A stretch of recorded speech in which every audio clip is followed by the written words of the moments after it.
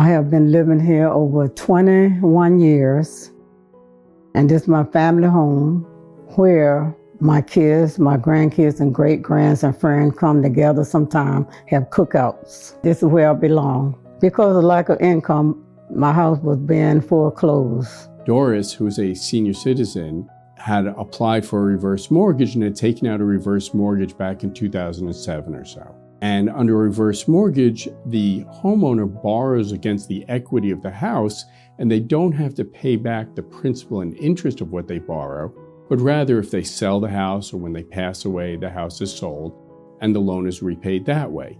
However, the homeowner has to continue paying their own property tax and homeowner's insurance.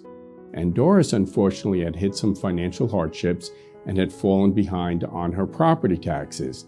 The mortgage company paid those property taxes, but that was a default under her mortgage agreement. She had asked the mortgage company if she could do a repayment plan to pay them back. They refused and instead filed this foreclosure case. I didn't know.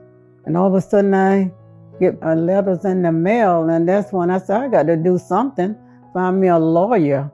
Because you know, when someone don't tell you they put your house in foreclosure and just see letters coming through the mail, your house in foreclosure, that's when I say, let me call legal services. We knew that there was a program under HUD called an at-risk extension where a reverse mortgage borrower who is over 80 years old and has significant medical issues and in foreclosure because they fail to pay property taxes or other property charges, they can apply to this special program to stop the foreclosure. The issue that we were having was that Doris was only 79, and although it was very clear she had significant medical issues, she was not currently under the care of a doctor. She was in the middle of changing doctors, and she did not have the medical records that she would need in order to apply for an at-risk extension.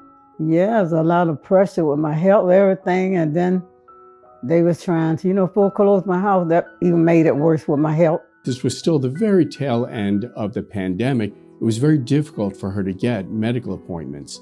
So we were getting later and later into this time period to try to save her home. Final judgment had entered. We were just waiting for the sheriff's sale to be scheduled.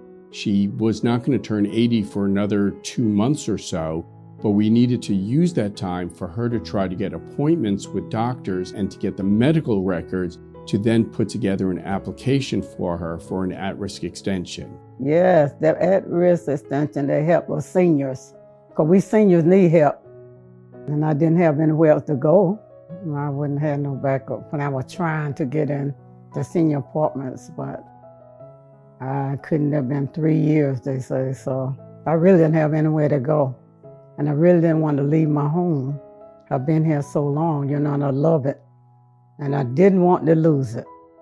We put together all the medical records. We put together all the financials and other documents she needed, sent it off to the mortgage company. The application has to be first reviewed by the mortgage company, then sent on to HUD for their approval. We then also reached out directly to HUD to see whether or not HUD could direct the mortgage company or strongly suggest to the mortgage company that they should adjourn the sheriff's sale. Right before we were ready to run into court the first week of January, we heard back from HUD that the mortgage company would delay the sheriff's sale to March of 2024. And about 6 days later, Doris got a letter from HUD saying that she had been approved for an at-risk extension and the sheriff's sale would be canceled, and she was able to save her home from foreclosure. Yes, I tell you, it's just a blessing just to be sitting here, Yeah, this home means a lot to me and my family. When they thought I was going to lose my home, oh my goodness.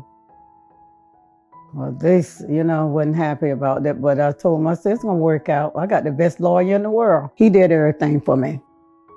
Yes, he did. And that's the reason my house is not in foreclosure today, because of him.